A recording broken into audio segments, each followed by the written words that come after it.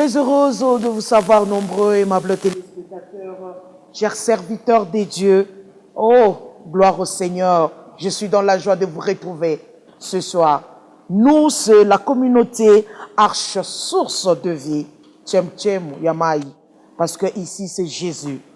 Bienvenue dans cette émission Recevez la vie, une production de notre Église, un ministère d'appui aux églises, Recevez la vie, qui est dirigé par l'homme de Dieu, évêque Israël Monga.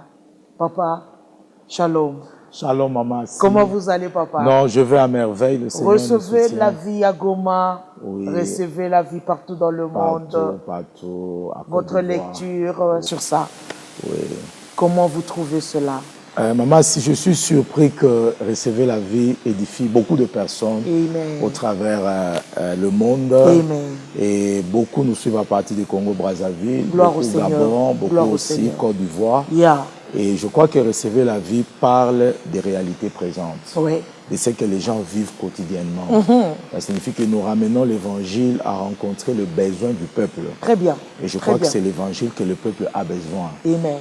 Nous parlons des réalités qu'ils vivent. Oui. Et surtout cette émission et ces thèmes que nous avons développés, Amalek, ça a beaucoup aidé. Je crois qu'on continue avec ça. Exactement. Et je crois qu'aujourd'hui, on va encore parler dans une autre dimension. Oui. Alors, peuple des dieux, je sais que vous êtes nombreux. Merci Saint-Esprit, parce que c'est le Saint-Esprit qui fait son travail. Est-ce que vous avez votre Bible? Est-ce que vous avez votre agenda et votre stylo? Et bon appétit d'avance. Papa, oui. Comment était votre séjour à Goma? Non, le séjour Un homme de cœur, oui. Vous êtes arrivé là où il y avait les sinistrés. Absolument. Fada, un mot. Oui, nous voulons dire à ceux-là qui nous entendent, notre amour doit commencer par nos frères. Wow. Donc nous ne pouvons pas aller aider ceux-là qui sont aux États-Unis, qui sont en Amérique, laisser nos propres frères mourir. Très bien. Même la Bible dit que nous devons commencer à Jérusalem. Si Jérusalem n'écoute pas la parole de Dieu, si Jérusalem n'est pas soutenu, ça va vous servir à rien d'aller vers les nations. Gloire au Seigneur. Et c'est pourquoi nous appelons tout le monde à aller compatir avec nos frères qui sont à Goma. Nous avons été là, je crois que les images peuvent être passées. Nous avons été là. Et nous avons soutenu nos frères. Gloire au Seigneur. De l'autre côté, nous sommes arrivés aussi là où il y avait le volcan. Et là, nous comprenons que Nirangongo n'est pas seulement un volcan, c'est aussi un esprit. J'ai beaucoup aimé avec les déclarations que vous avez faites. Oui. Moi, je me demandais, peut-être Nirangongo, tu as pas aller. Non, moi, j'allais fouiller. Nirangongo, ce sont les esprits de la nature. Wow. Lorsque vous lisez les livres d'Apocalypse, il y a eu 2 ou 1 qui avaient la capacité d'arrêter la pluie, de changer l'eau en sang. Très bien. Ça signifie en d'autres termes, lorsque Dieu amène un oin quelque part, un oin peut faire pleuvoir la pluie, un oin peut arrêter la pluie. Très bien. La Bible dit que la nature elle-même souffre de la douleur de l'enfantement jusqu'à la manifestation des fils. C'est-à-dire? Ça signifie qu'on ne parle pas d'un fils. On utilise les fils au pluriel. Pourquoi? Ça signifie qu'on ne parle pas seulement de Jésus. Jésus est une révélation. Mais ceux-là qui l'ont accepté comme Seigneur et Sauveur deviennent aussi une révélation pour la nature. Là où ils sont, même si la nature souffrait, par leur présence, la nature reçoit la délivrance. Très bien. Ce qui fait que Goma a reçu la délivrance par rapport à l'esprit de Nirangongo. Elle a reçu la délivrance par rapport aux calamités qui tuent. Alléluia. Ça signifie qu'il n'y a pas seulement les hommes qui tuent. Il n'y a pas seulement Amalek qui tue. Mais les sorciers peuvent utiliser la pluie pour tuer. Très bien. Ils peuvent utiliser le vent pour tuer. Ils peuvent utiliser le feu pour tuer. Ils peuvent utiliser le volcan pour tuer. Très bien. Ce qui fait qu'on n'a pas seulement le pouvoir d'arrêter la malédiction ou le combat qui vient des hommes, on peut aussi arrêter la nature qui est à leur disposition pour tuer. C'est pourquoi la bouche autorisée. Exactement. C'est pourquoi la nature aussi souffre. Les hommes souffrent, ils ont besoin de la délivrance, mais la nature aussi souffre parce que les sorciers utilisent la nature pour faire du mal. Aimables téléspectateurs, là c'est juste l'introduction de l'homme des dieux sur la ville de Goma, où plus de 250 personnes ont reçu Jésus comme Seigneur et Sauveur. Et nous tenons à signaler, Maman Assi, que nous avons été le premier serviteur dans ces camps à annoncer l'évangile. Alléluia. Les gens venaient avec à manger, les gens venaient avec les habits, mais personne ne pensait leur donner Christ. Et je crois que donner à quelqu'un Christ, c'est plus que le pain, c'est plus que l'argent. Christ, c'est le diamant, Christ, c'est plus que l'or. La Bible dit le mystère caché de tout temps en Dieu, aujourd'hui révélé parmi les païens, à savoir Christ en toi, Christ en moi, l'espérance de la gloire. Là, vous me provoquez, papa, avec des questions. Oui, exactement. Pourquoi Christ, seulement Christ? Tu sais, la Bible dit tout ce qui est dans le ciel, tout ce qui est sous la terre a été mis en Christ. Tout ce que nous cherchons dans le ciel, tout ce que nous cherchons sous la terre, Dieu l'a mis en Christ.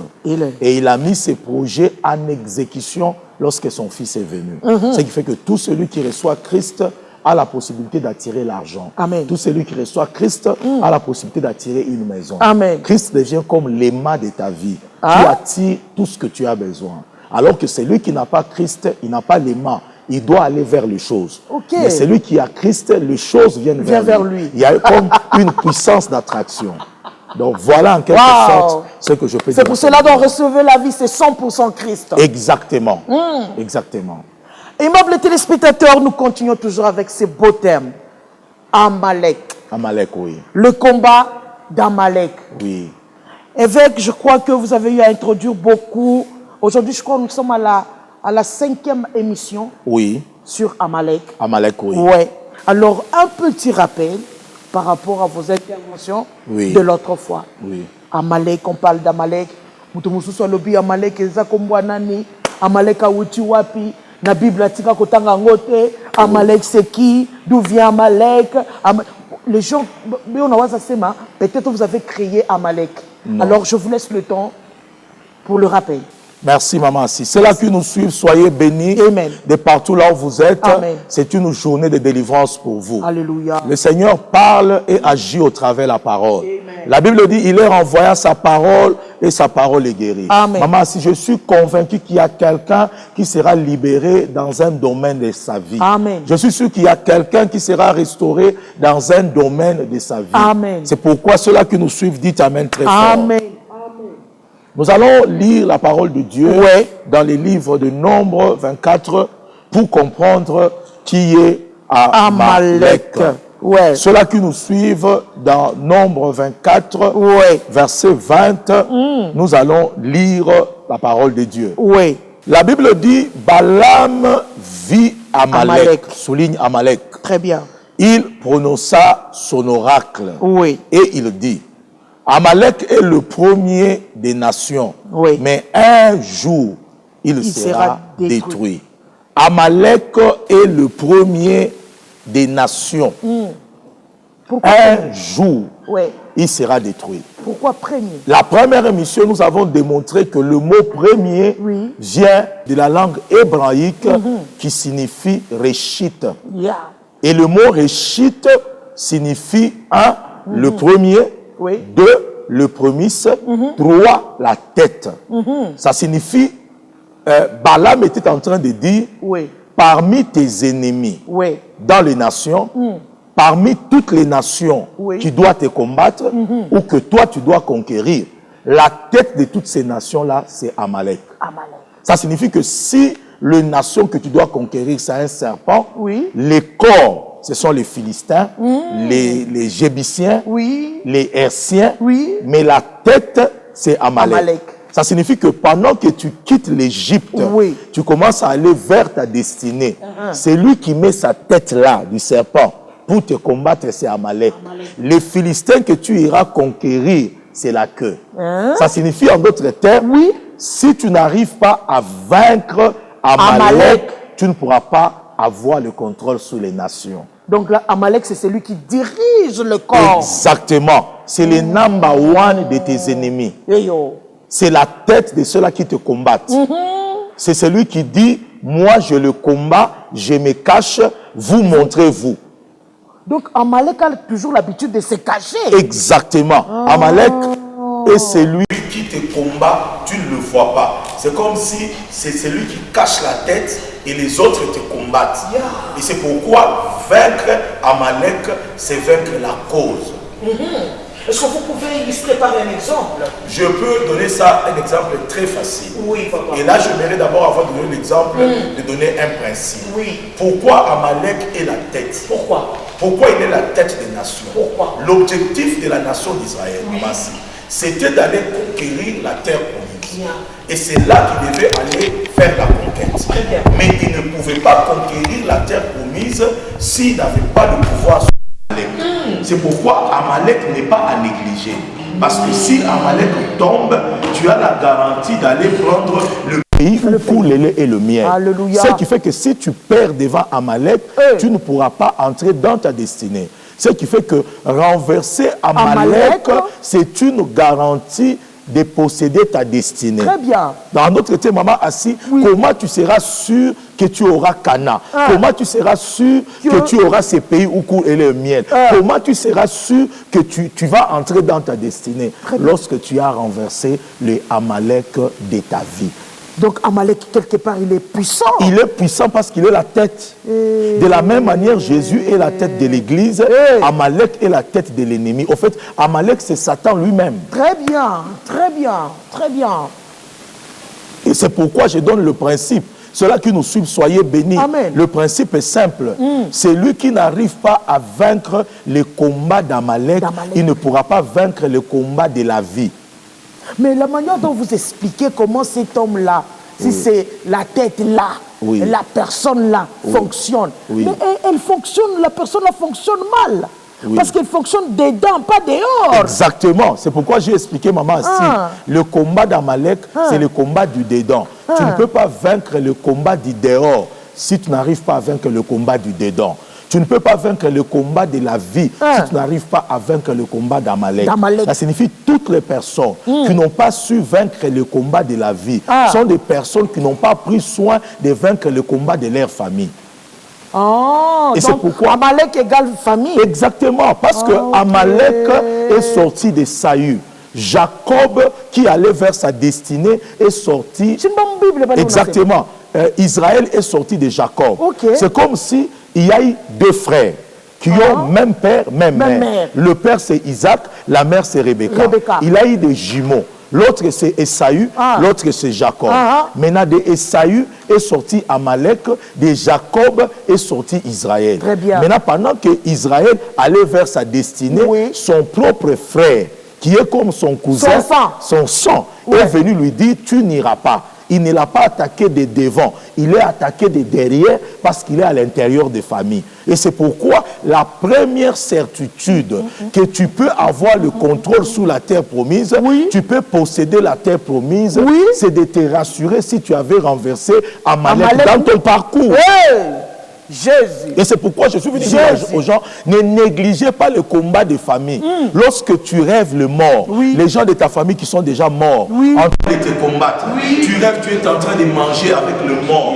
La plupart ont le visage des gens de ta famille. Ne néglige pas ces rêves parce que Dieu est en train de te dire les combats qui amènent la mort dans ta famille. Le mort que tu es en train de voir, ce sont tes oncles et tes tantes.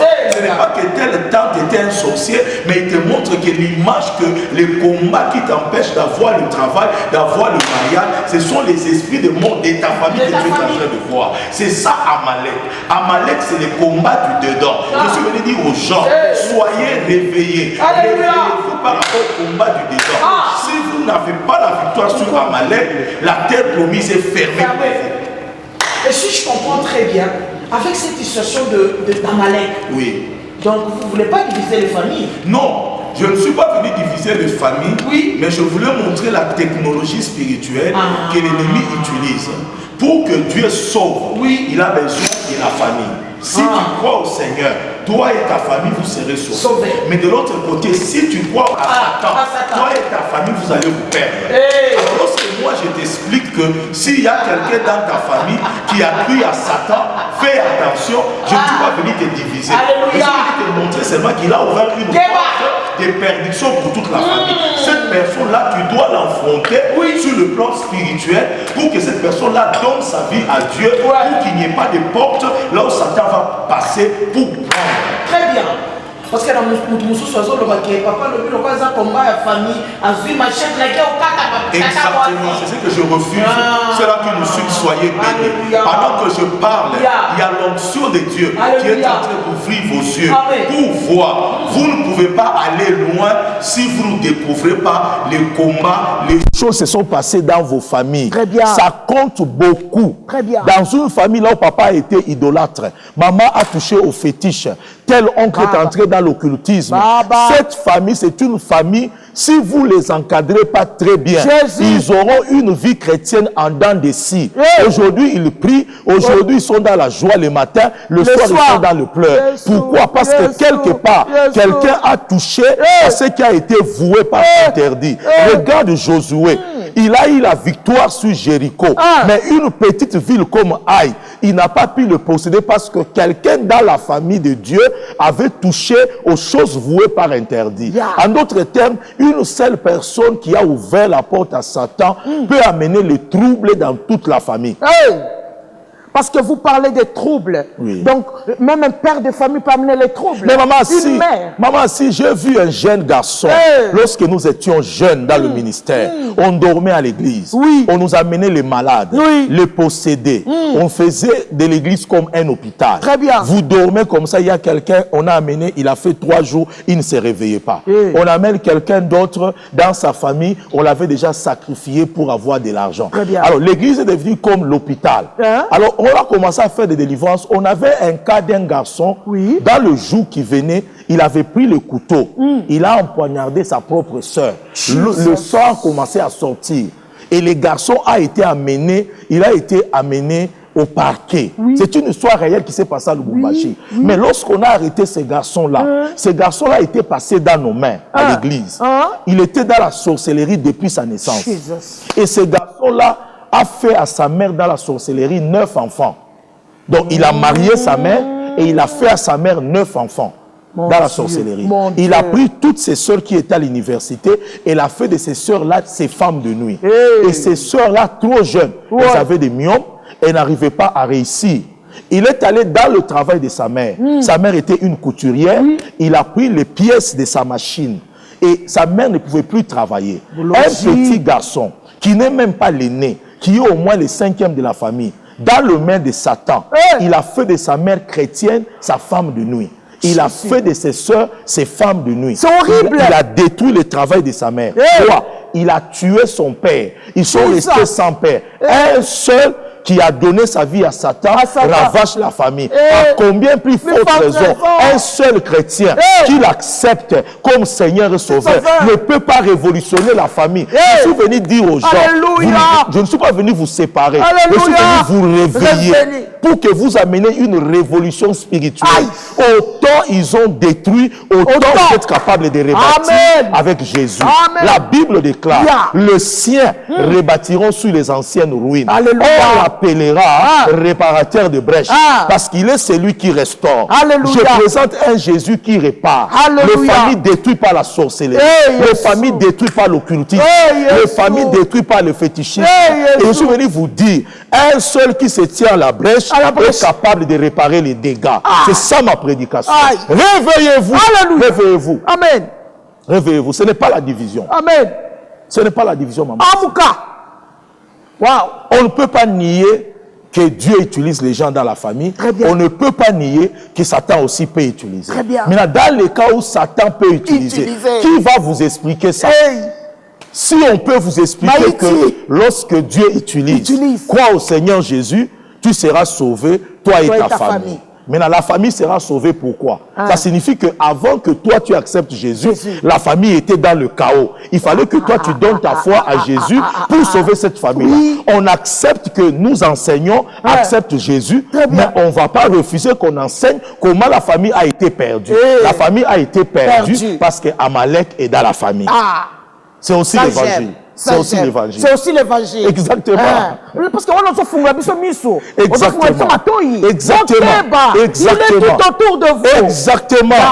Exactement. C'est pourquoi les combats de famille, c'est une clé. Lorsque tu remportes ces combats, de saisir la destinée. Amen. Et c'est pourquoi nous passons à la deuxième émission comme introduction. Tout à fait. Comment est-ce que Amalek opère? Nous avons donné l'exemple de Samson.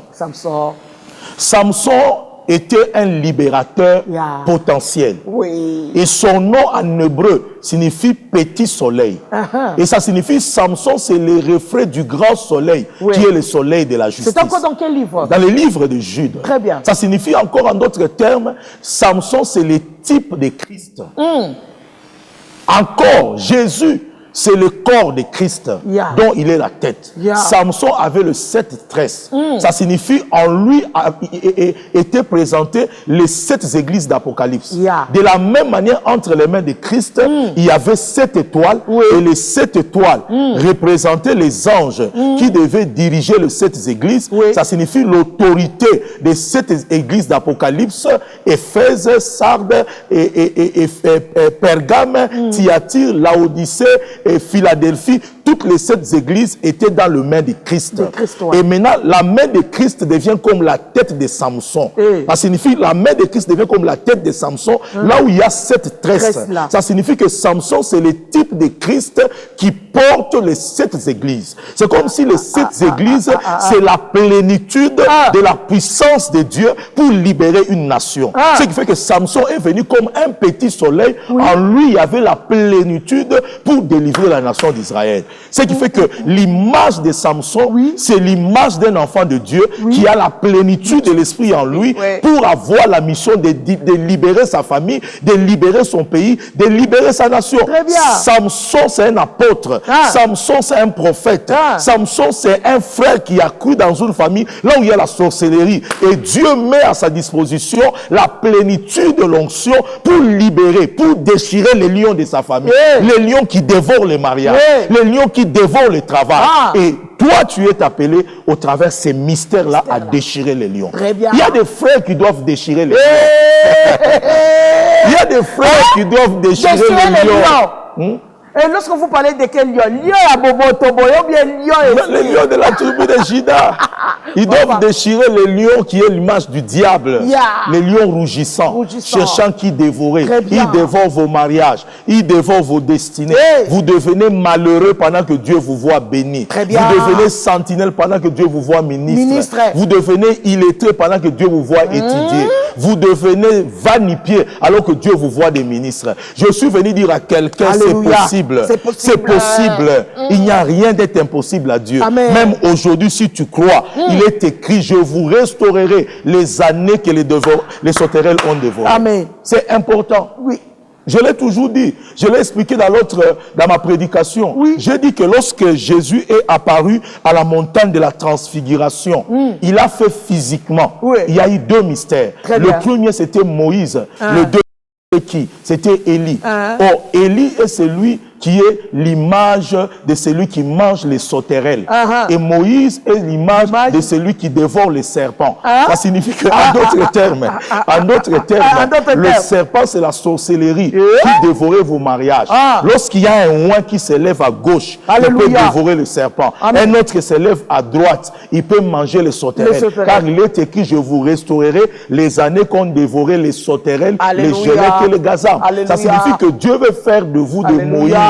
Ceux-là qui dévorent, ceux-là qui déchirent. Amen. Surtout lion, il y a déchiré dans la famille. Il faut déchirer. Exactement, exactement. Mais c'est question de décision. Et ce que sont les décisions. C'est pourquoi lorsque Samson, qui s'appelait Petit Soleil, Dieu l'a réveillé, il vivait dans le rocher d'Étam. Nous aurons à lire. Il vivait dans le rocher d'Étam. Or, le rocher d'Étam, c'est l'endroit là où vit un oin. C'est un oin, c'est comme un aigle. Il vit dans le rocher. Mais ceux-là qui connaissaient qu'il était dans le rocher, c'était ses propres frères. Ils sont venus lui dire, nous voulons seulement te lier et te livrer. Ses propres frères. Exactement. Exactement. C'était la tribu de Juda. Ils l'ont lié et ils l'ont livré. Et ça, c'est la deuxième émission. Chez qui? Chez les ennemis? Chez les Philistins. Ils l'ont livré chez les Philistins. Ça, c'est notre deuxième émission. C'est là que nous vous avons appris que quelqu'un du dehors ne peut pas te lier et livrer si quelqu'un du dedans ne le fait pas. Très bien. Donc, c'est à l'intérieur qu'on livre pour que quelqu'un de l'extérieur vienne prendre ta vie, ton mariage. C'est pourquoi ne regardez pas d'abord à l'extérieur. Regardez qui nous livre. Et celui qui vous livre s'appelle Amalek. Amalek. Mais Amalek wana aza kitoko, aza tata mwasi, aza oncle. Exactement. Voilà. Maintenant, troisième émission, nous avons présenté Amalek comme étant la vallée. La vallée. Parce que le mot Amalek signifie celui qui vit dans la vallée. Très bien. Et il a attaqué Israël à Rephidim. Et c'est là que j'aimerais lire et nous puissions entrer avec l'émission d'aujourd'hui. Très bien. Nous allons rapidement prendre nos Bibles dans les livres de Exode 17. Nous allons lire la parole de Dieu. C'est là que nous suivons, soyez bénis. Amen. Que Amalek de ta vie tombe au nom de Jésus. Alléluia. Amalek de ta vie tombe au nom puissant de Jésus. Amen. Nous allons lire la parole de Dieu dans Exode 17, verset 8. La Bible dit que Amalek vint combattre Israël à Rephidim. Souligné Rephidim, souligné Amalek. Très bien. Alors Moïse dit à Josué, choisis-nous des hommes, sors et combat Amalek demain. Demain, je me tiendrai sur le sommet de la colline, la verge de Dieu dans sa main. Josué fit ce qu'avait dit Moïse pour combattre Amalek. Moïse, Aaron et Hur montèrent au sommet de la montagne. Lorsque Moïse élevait sa main, Israël était le plus fort. Lorsqu'il a baissé sa main, Israël était... lorsqu'il a baissé ses mains, Amalek était le plus fort. Le plus fort, Les mains de Moïse étant fatiguées, il prit une pierre qu'ils placèrent sous lui et il s'assit dessus. Aaron et Hur soutenaient ses mains, l'un d'un côté, l'autre de l'autre côté. Et ses mains restèrent fermes jusqu'au coucher du soleil. Josué vainquit Amalek et son peuple au tranchant de l'épée. Et l'Éternel dit à Moïse, écris cela dans les livres, pour que le souvenir s'en conserve. Déclare à Josué que j'effacerai la mémoire d'Amalek du dessus des cieux. Et Moïse bâtit un autel et lui donna le nom de l'Éternel, ma bannière. J'aime ça. Amen. Parce que la main a été levée sur le trône de l'Éternel. Il y aura guerre de l'Éternel contre Amalek de génération en génération. Est-ce qu'on peut dire Amen? Très bien. Amen. Écoutez, maman, si ce que dit la Bible. La Bible dit, parce que la main de Moïse a été élevée, il y aura guerre contre Amalek de génération en génération. Mais lorsque tu lis la dernière phrase, la Bible dit, parce que ses mains étaient levées, il y aura guerre d'Israël contre Amalek. C'est ce qui est écrit. Oui. Non. La Bible ne dit pas qu'il y aura guerre d'Israël contre Amalek de génération en génération. La Bible dit qu'il y aura guerre de l'Éternel contre Amalek. Mais celui qui combattait sur terrain, ce n'était pas l'Éternel, c'était Israël. Mais Israël combattait. Israël devait lever les mains. Mais la guerre devait être entre Dieu et Amalek. Ça signifie en d'autres termes, même lorsque nous croyons que nous combattons Amalek, ce n'est pas nous qui combattons Amalek.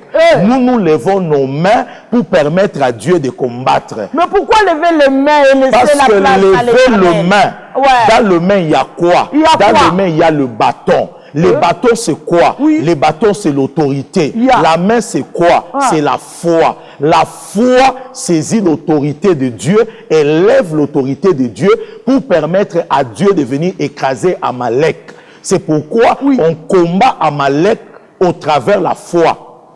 Papa. Mais oui, c'est clair, maman. En d'autres termes. En d'autres termes, le combat d'Amalek ne t'appartient pas. Lorsque je te dis sors combat Amalek, je vais te dire aie la foi de combattre Amalek. Le combat d'Amalek, c'est un combat de foi. Comment vous définissez la foi? Avant de définir la foi, je vais définir le doute. Aimables téléspectateurs, n'hésitez pas à comprendre en gros. Vous avez dit, avant de définir la foi, vous allez définir les doutes. Les doutes, parce que tu ne peux pas mieux comprendre la foi si tu ne comprends pas le doute. Donc, c'est deux choses différentes. Exactement, maman, si. C'est là que nous suivons. Écoutez-moi très bien. Oui, papa. Je vais expliquer Amalek. Amalek est compris comme prémisse. Amalek est compris comme la vallée, parce qu'il vit dans la vallée. Très bien. Amalek doit être compris aujourd'hui différemment. Ça va vous choquer. Oui. Lorsque vous prenez le mot Amalek, vous écrivez. Et le mot Amalek, la Bible n'a pas été écrite en anglais. Ça n'a pas été écrit en français. La Bible a été écrite en hébreu. Chaque lettre hébraïque a une valeur. Lorsque vous écrivez Amalek, vous le calculez en valeur par chaque lettre. Ça donne 240. Oui, docteur. Ça donne 240. Oui. Maintenant, le chiffre 240 en hébreu correspond aussi à la valeur d'un autre mot. Et le mot qui correspond 240, qui correspond à Amalek, c'est aussi la même valeur que le mot doute. Ça signifie qu'en hébreu, lorsque deux mots ont la même valeur numérique, on peut les utiliser comme synonymes. Ça signifie que Amalek n'est pas seulement celui qui est dans ta famille, qui t'attaque. Amalek, c'est aussi les doutes dans ta vie. Mais les doutes comment? Ça signifie parce que moi j'ai la foi. Ça signifie en d'autres termes, le doute que tu as dans ta vie ne remonte pas de toi, ça remonte de ton hérédité. Il y a quelque chose qui amène les doutes dans ta vie pour que les miracles ne se produisent pas. C'est pourquoi Jésus n'a pas fait les miracles dans sa propre patrie, parce que ses propres frères n'ont pas cru en lui. Et là, on n'a pas cru en lui, il n'a pas fait le miracle, parce que là où il y a les doutes d'Amalek, tu peux douter de toi-même. Et comment vous définissez les doutes? Les doutes, c'est qu'il est le fils d'un charpentier. Nous l'avons vu nous livrer des tables ici. C'est ces garçons ici qui nous livraient les tables, à qui on donnait de l'argent pour amener à son papa. Il nous dit que si vous ne mangez pas de ma chair, vous ne vivez pas de mon sang, vous n'allez pas voir la vie éternelle. Nous l'avons vu jouer ici. Il nous a amené des tables. Aujourd'hui, il devient un prophète, lui qui est le Dieu. Le Dieu que Moïse nous a prêché, c'est ces garçons ici qui transportaient les tables de son père, qui aidaient son père à faire le... C'est comme si tu te lèves le matin, tu dis à ton fils, Job à sa porte, ne met pas cordonnier dans quoi. Il arrive là-bas, l'enfant du cordonnier, on lui donne les chaussures pour venir te donner. Ce petit garçon-là, un jour, il dit, maman, si tu ne manges pas de ma chair, tu ne bois pas de mon sang, tu n'auras pas la vie éternelle. Mais ça signifie... Exactement. La plupart des personnes ne sont pas encouragées, ne sont pas soutenues par leurs propres frères. Très bien. Le problème des Congolais. Exactement. Ça signifie que Amalek, c'est celui qui vit dans ton sang et qui amène le doute dans ta vie. Et le mot doute peut être comparé aussi au mot incrédulité. Ça signifie en d'autres termes, celui qui doute, c'est celui qui est incrédule. Douter, c'est hésiter. Ça signifie en d'autres termes, Dieu m'a fait comprendre après toutes ces émissions, il m'a dit, explique à mon peuple, Amalek est le doute qui passe au travers les liens de sang pour empêcher quelqu'un d'être sûr d'avancer dans la vie. Regardez par exemple David. David voulait renverser Goliath. Qui l'avait découragé? Non, lui la Bible. Qui a dit je connais ta malice? C'était qui? C'était son propre frère Eliab. Il n'a pas cru que lui pouvait faire tomber. Pour son frère, je connais ta malice. Qu'est-ce que tu viens faire ici? Exactement. Mais la vérité, c'est que il a dit il n'a pas tenu compte de son frère. Tu sais, lorsque quelqu'un de ta famille te dit quelque chose, tu le prends toujours avec beaucoup de la valeur. Même s'il te donne des conseils pour détruire ton propre mariage, tu vas essayer seulement de l'écouter. Parce que vous avez le lien de sang. Vous comprenez? Et il est important de savoir que Satan connaît la faiblesse de la chair et du sang. Très bien. C'est pourquoi combattre ton propre père, ta propre mère, ton propre frère qui est dans la sorcellerie, c'est le combat qui est très difficile parce que c'est lié à ton sang. Lorsque Dieu a demandé à Abraham de tuer Isaac, c'était pas facile parce que c'était son propre sang. Lorsqu'il a levé le couteau, pourquoi Dieu l'a qualifié comme étant le père de la foi? Parce que c'est un homme que Dieu a amené à vaincre le lien de sang. Parce que Dieu n'est pas dans le sentiment. Dieu n'est pas dans le sentiment. Dieu est dans la révélation. Amen. Moi, j'ai vu des gens à qui on a enlevé dans l'église, simplement liés à un lien de sang. Moi, j'ai vu des gens qu'on a détournés de la foi. Parce qu'un mari a dit, je suis fatigué des histoires de prière, prenons seulement notre fille ici, sacrifions-les, nous aurons des maisons et des voitures. Tu vois la femme qui priait, mais il écoute son mari. J'ai vu Adam et Ève. Lorsque Ève est venue avec le fruit pour donner à Adam, Adam, Dieu lui a dit comme ça, tu ne mangeras pas. Mais l'affection de sa femme, Adam a trahi Dieu. Donc, en d'autres termes, le combat d'Amalek amène le doute, parce que Amalek, c'est le doute qui nous empêche de saisir la destinée. Papa Mungwakubadi. Wow. Lorsque vous êtes en train de parler de David là, oui. Mais ce qui David a eu grand frère Naï, oui. il allait laisser. Exactement. Si David avait une expérience avec Dieu. Caché que même son frère ne savait pas. Parce qu'il conduisait les troupeaux loin de la famille. Personne ne voyait lorsqu'il tuait les lions. Personne ne voyait lorsqu'il déchirait l'ours. Je veux dire à quelqu'un, il y a certaines expériences que tu fais dans le secret. Alléluia. Vous savez, maman, si lorsque je suis allé implanter l'église à Kamina, c'était ma première fois. C'est pratiquement le village et c'était au fin fond de Kamina là-bas. Lorsque je suis arrivé, j'avais... Vous avez commencé là-bas? J'ai commencé là-bas à implanter les églises avant d'aller vers les nations. Et lorsque je suis arrivé, j'avais trouvé ma mère très malade. Très, très malade. Et je l'ai informé que je suis venu, Dieu m'a envoyé pour venir vous délivrer. Mais tu n'as pas le choix, docteur, déjà? Oui, mais j'avais épuisé à l'université. Et je les ai dit calmement que je n'ai pas pu étudier. J'ai arrêté les études de médecine en premier doctorat, mais je suis devenu serviteur. Et j'avais vu le regret de la famille. J'ai vu des gens qui regrettaient. Voir un jeune homme comme moi abandonner les études, laisser tomber les études et devenir serviteur de Dieu. Et je les ai dit que non, je suis venu prier pour vous. Mais eux s'attendaient à ce que je vais leur dire, vous êtes malade, je vous amène à l'hôpital, on va vous soigner. Mais ils ne savaient pas que cet homme-là a été loin. Et ce qui fait que pendant la nuit, pendant qu'on a commencé la prière, la famille est transformée en une ferme. Donc, ça c'est que ici, les uns tombent, les serpents en train de sortir, les autres tombent en train de crier comme des moutons, d'autres tombent en train de crier comme des chiens. Donc, c'était comme c'était l'élevage des animaux de la brousse. J'ai ravagé la famille par l'onction de Dieu. Amen. Et aujourd'hui, tous ont été libérés, tous sont bénis. Cherchez-les, vous avez implanté l'église là. Et la famille des papas, et la famille des mamans, dedans, tous délivrés, sans argent, sans travailler dans une entreprise, uniquement avec l'onction. Et c'est pourquoi on ne peut pas aller gagner les nations si on ne rentre pas dans la famille. Très bien. Et cette église, c'est le symbolisme du salut de ma famille. Très bien. Et du côté des papas, du côté des mamans. Plusieurs étaient impactés. Ils m'entendent à partir de la télévision. Ils savent. Aujourd'hui, il y a des mariés. Aujourd'hui, il y a ceux-là qui ont terminé l'université. Il y a même des serviteurs aussi. Même des serviteurs. Ils étaient nombreux. Il y a même un oncle qui avait la tuberculose pendant plus de 7 ans. La tuberculose est partie. Guérie complètement. Alléluia. Il y a une dame qui a fait 9 ans. Les côtes cassées, elle mangeait que d'un côté. Après la prière, les côtes se sont colmentées. Colmentées.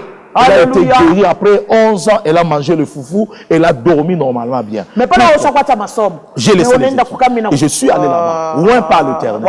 C'est lorsque j'ai reçu l'onction de la délivrance. Alléluia. J'ai affronté des grands sorciers. J'ai affronté les puissances de cimetière. Exactement. Et au point que même lorsque nous avons engendré des fils dans le ministère, comme le pasteur Sony, on les a envoyés là-bas. Et en face, il y avait un féticheur qui chie, et qu'on a toka, qui chie, et qu'on a tembeya, puissance ya kanisa, qui chie, qu'on a tembeya, la toka, comme mufou, moi, on a déménagé. Bafou, on a tembeya, parce que la puissance de l'Éternel. Donc, je veux dire à quelqu'un, tu es capable d'enlever le doute. Amalek amène le doute. Il te fait comprendre de la même manière que les autres ont échoué. Toi aussi, tu vas échouer. Il te montre que tu es petit, tu ne feras rien. Je lis à l'expérience de la guerre. Je veux dire à quelqu'un, les gens qui ont combattu ta famille vont tomber au travers ta foi, vont tomber au travers l'onction que Dieu a mis sur ta vie. Papa, moi, tu as doute exacté. Mais tu as un niveau de doute. Oui. Comment est-ce que cet esprit-là arrive? C'est un esprit ou bien c'est un verbe ou bien c'est quoi? Je vais dire en 2 mots avant de parler de doute par rapport à la foi. À la foi, oui. Lever le bâton, c'est la foi. Si la foi reste debout, Amalek est renversé. Si la main descend, Amalek devient grand. Ça signifie que lorsque ta foi descend, tu es déprimé. Lorsque ta foi diminue, doute. Il y a la différence entre le doute et la peur. Les deux, ce sont des sœurs qui combattent la foi. Pendant le période de l'apostasie, Satan va utiliser 2 sœurs. Le premier, c'est la peur. La peur est vue dans la barque. Lorsque Jésus était dans la barque, pendant que le vent soufflait, Pierre a eu peur. Lorsqu'il a eu peur, il a eu peur de quoi? Du vent. Le vent symbolisait le séjour de mort. Parce que de l'autre côté, il y avait les démoniaques de Gadara. Alors pendant qu'il est traversé pour aller délivrer les démoniaques de Gadara, le tourbillon du cimetière a vu que la lumière venait. Alors ce tourbillon-là est venu dans la mer pour empêcher d'aller de l'autre côté. Et Jésus a utilisé allons de l'autre côté. Changeons de dimension. Changeons de niveau. Maintenant, entre les 2 niveaux, il y a un vent. Tu ne peux pas aller d'un niveau à un autre si tu ne renverses pas le vent. Oh, le combat du vent là, c'était le combat de la peur. Pourquoi as-tu eu peur? Peur de quoi? De ce vent qui s'est levé. Le vent ne se lève pas pour te tuer. Aussi longtemps que je suis dans la barque, le vent se lèvera. Mais si tu as la foi, tu vas vaincre le vent et tu vas aller de l'autre côté. Ça signifie que le diable amène la peur de l'avenir, la peur de combat, pour nous empêcher d'aller de l'autre côté. Alors Jésus dit à Pierre, si tu as peur, tu vas annuler la foi. La peur annule la foi. La deuxième démonstration, c'est lorsque le même Pierre marchait sur l'eau. La barque et l'eau. Dans la barque, Jésus y était. Il y était. La peur. Là où Jésus est dans la barque, il est dans ta vie. N'aie pas peur. Partout là où tu iras, aussi longtemps que Dieu est là. La mer, c'est le monde. Aussi longtemps que tu es dans le monde et Jésus est dans ta vie, n'aie pas peur. De l'autre côté, Jésus n'était pas dans la barque, Jésus était en dehors de la barque, il te dit suis-moi. En ce moment-là maintenant, ce n'est plus la dimension de la vie de Jésus en nous, c'est le ministère de Jésus. Le Jésus qui était en toi, tu dois maintenant marcher avec lui dans le monde. Avoir Jésus en toi, c'est une chose, il y a des choses à affronter, marcher dans les expériences de Jésus, c'est autre chose. Alors maintenant, en voulant marcher dans les expériences de Jésus, ce n'est plus la peur, parce qu'il est là, je n'ai plus peur. Mais il y a le doute parce que je ne peux pas faire ce que lui fait. Et ce qui fait que, reprenez encore, je dis ceci, être dans la barque, c'est le fait que tu as Jésus dans ta vie et tu vas dans le monde. Très bien. Maintenant, dans l'autre exemple, marcher sur l'eau, ce n'est plus un Jésus qui était dans la barque.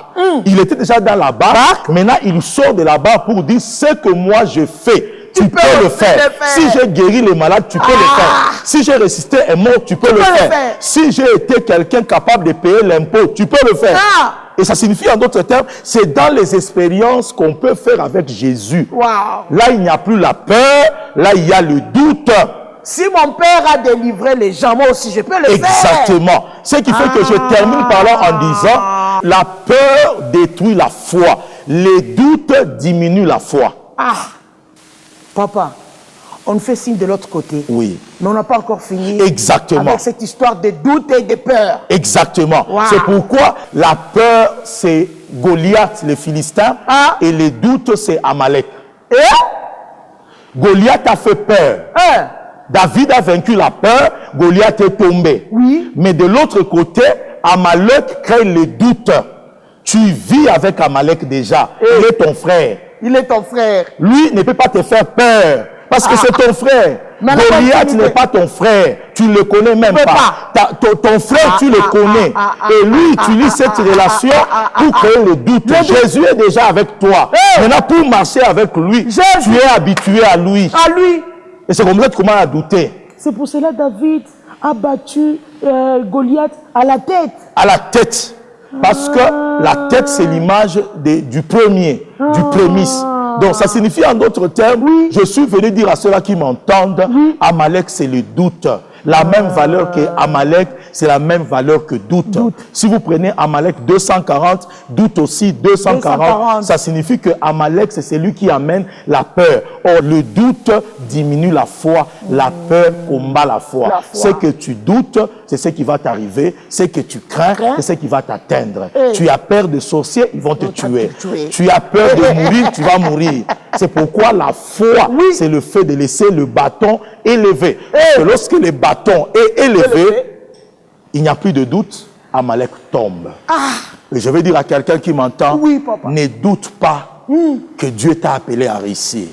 Tu es condamné cette année à réussir. Papa, il y a d'autres personnes qui doutent. Oui. Voir la conjoncture actuelle. Exactement. La situation dont il traverse. Exactement. Il doit douter, papa. Exactement. Il doit douter. Vivre bien.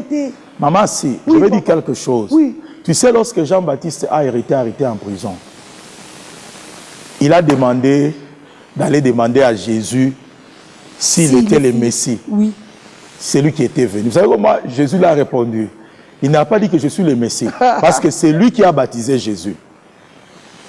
En d'autres termes, c'est lui qui a accueilli Jésus. C'est lui-même qui a dit que celui à qui vous verrez la colombe descendre, Dieu m'a dit, c'est celui qui baptise d'esprit. Est-ce que d'abord, il ne connaissait pas la colombe? Et puis je change encore. Qui était Jésus par rapport à Jean-Baptiste? C'était son cousin. L'autre, maintenant, il dit, allez lui poser la question. Est-ce que c'est lui qui devait venir? Par la quoi en prison? Comment on a douté na bitu bya Mungu. On a douté na ma promesse ya Mungu. On a douté que réellement Mungu ali connaîtra. C'est ça Amalek. Mavita kizazi na lamuka. Est-ce que Mungu alinipatia?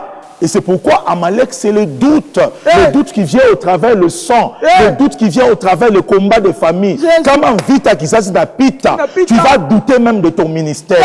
Et c'est pourquoi je suis venu dire à quelqu'un, vous qui m'entendez de partout, enlève le doute. Amen. Maman, si la Bible dit ceci, en vérité, je vous le dis, si quelqu'un dit à cette montagne, ôte-toi de là, jette-toi dans la mer, s'il ne doute pas et qu'il croit que ce qu'il dit va arriver, il le verra, ça arriver. Je veux dire à quelqu'un, ne doute pas de Jésus.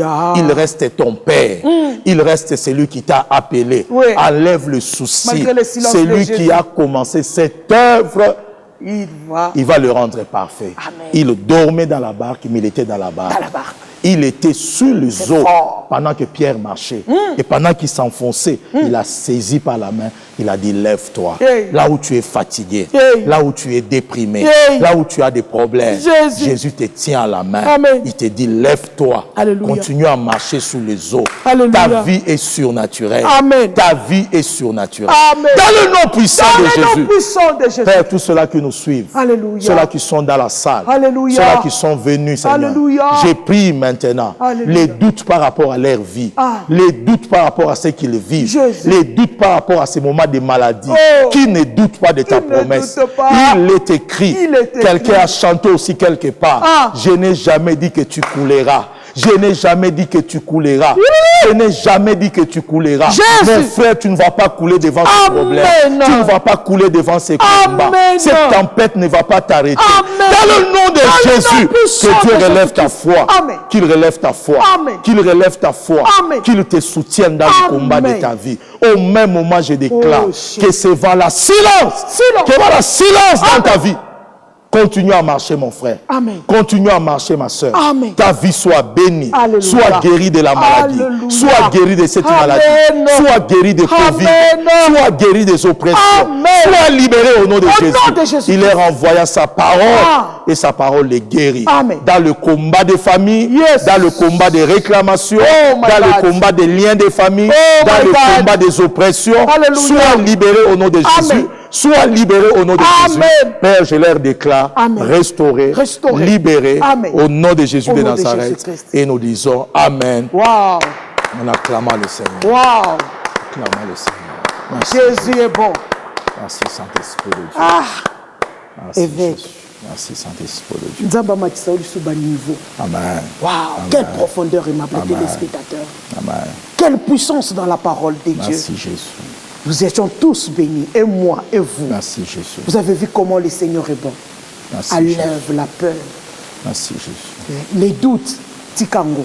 Merci, Jésus. Homme de Dieu, merci. Merci, maman. Merci beaucoup. Merci, maman. Nous sommes arrivés à la fin. Nous sommes sur Biaï, tronçon qu'il est la balade de la Révolution. Dans la province du Haut-Katanga, en République démocratique du Congo. Merci, chaque mardi, jeudi, nous sommes là. De 16h à 18h.